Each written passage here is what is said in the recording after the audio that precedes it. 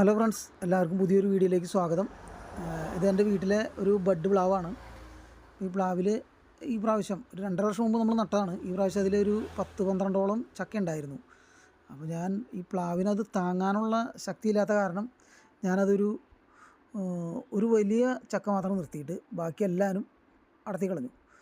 അപ്പോൾ ഞാൻ അതിങ്ങനെ പാകമായി വരുന്നത് കാത്ത് നമ്മളിങ്ങനെ നിന്നു. അപ്പോൾ പാകമായി കഴിഞ്ഞപ്പോൾ നമ്മളത് വിളവെടുക്കുന്ന ഒരു വീഡിയോ നിങ്ങളിലേക്ക് ഷെയർ ചെയ്യാനാണ് ഞാൻ ഉദ്ദേശിച്ചത്. അപ്പോൾ മൂത്ത മകൻ കത്തിരിക്ക് പിടിച്ച് വിളവെടുക്കാൻ റെഡിയായിട്ട് നിൽക്കുന്നുണ്ട്. അപ്പോൾ അവനെ കൊണ്ട് ഞാനത് കട്ട് ചെയ്യിപ്പിക്കാനുള്ള പരിപാടിയാണ്. അപ്പോൾ വന്ന് അത് അവനെ കൊണ്ട് നമ്മൾ കട്ട് ചെയ്യിപ്പിക്കുകയാണ്. അപ്പോൾ ആളത് കട്ട് ചെയ്തു. അപ്പോൾ കട്ട് ചെയ്ത് കഴിഞ്ഞിട്ട് എടുത്ത് നോക്കി കഴിഞ്ഞപ്പോൾ കണ്ടോ, അതിന് ഇത്ര വലുപ്പമാണുള്ളത്. കാരണം അവൻ്റെ കയ്യിലിരിക്കുമ്പോൾ തന്നെ നമുക്ക് മനസ്സിലാക്കാം ഒരു തേങ്ങയുടെയൊക്കെ വലുപ്പമുണ്ട്. പഴുത്ത് മണമൊക്കെ വന്നു കഴിയുമ്പോൾ നമ്മൾ എടുത്തത്. പിന്നെ അത് ഇപ്പം എൻ്റെ കയ്യിലിരുന്നാലും അത്രയും വലുപ്പമുള്ളൂ.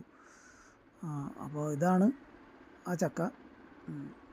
പിന്നെ നമ്മൾ വീട്ടിൽ നമ്മൾ കുറച്ച് ഫ്രൂട്ട്സ് ചെടികളൊക്കെ നട്ടിട്ടുണ്ട്. ഒരു മാവ്, പിന്നെ ഒരു ഇരുമ്പമ്പുളി ഉണ്ട് അതിൻ്റെ കൂട്ടത്തിൽ, പിന്നെ ലൂബിക്കയുടെ ഒരു മരമുണ്ട്. പിന്നെ ഇത് ഒരു ഞാവൽപ്പഴത്തിൻ്റെ മരമാണ്. അത് മഞ്ഞ ഞാവൽപ്പഴം, സീഡ്ലെസ് ആണെന്നാണ് അവർ പറഞ്ഞിരിക്കുന്നത്. പിന്നെ ഉള്ളതാണ് ഒരു റംബൂട്ടാൻ്റെ മരം. ഈ റംബൂട്ടാൻ്റെ മരം നമ്മൾ കുറേ കൊല്ലങ്ങളായിട്ട് വിളവെടുക്കുന്ന കേട്ടോ. കാരണം നല്ല ടേസ്റ്റുള്ള റംബൂട്ടാനാണ്. അപ്പോൾ അത് കഴിഞ്ഞിട്ട് ഞങ്ങളിങ്ങനെ വൈകിട്ടായി കഴിഞ്ഞപ്പോൾ ചക്ക ഞങ്ങൾ മുറിച്ചു. ഈ ചക്ക മുറിച്ച് കഴിയുമ്പോൾ നമുക്ക് വളരെ സന്തോഷമായി. കാരണം ഇതിൻ്റെ ചുളയൊക്കെ കണ്ടു കഴിഞ്ഞപ്പോഴേ വളരെ നല്ല കളറുള്ള ചക്കയാണ്. പിന്നെ നല്ല ടേസ്റ്റ് ഉണ്ട്.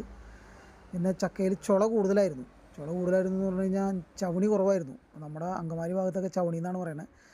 നമുക്ക് കഴിക്കാൻ പറ്റാത്ത ഭാഗമുണ്ടല്ലോ, ലെയർ അത്. അപ്പോൾ അത് കുറവായിരുന്നു.